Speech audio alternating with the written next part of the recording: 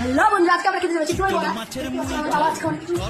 আমরা এমনি আর কি খাবো বল? দই বড়া আর চাউমিন। চাউমিন আনলাম, চাউমিন কিন্তু বার খাওয়া হয়ে গেছে। চলো ট্রাই করা যাক। প্রথমে এটা আমরা দই বড়া নিয়েছি,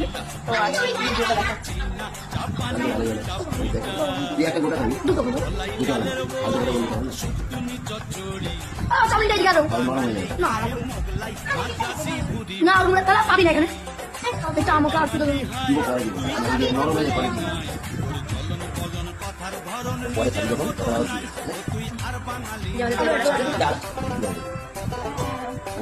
ভরবে না খেপি করা যায় সব করে দিতে।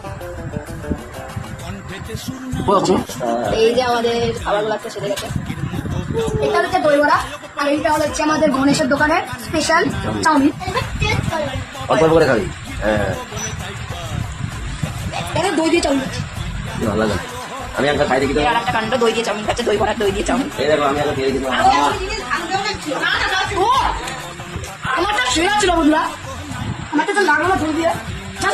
সিরিয়াসলি আমার তো পেঁয়াজ ভাই একটু আলাদা ভাবে সাজিয়েছিল। দই বড়া খাবো সাদা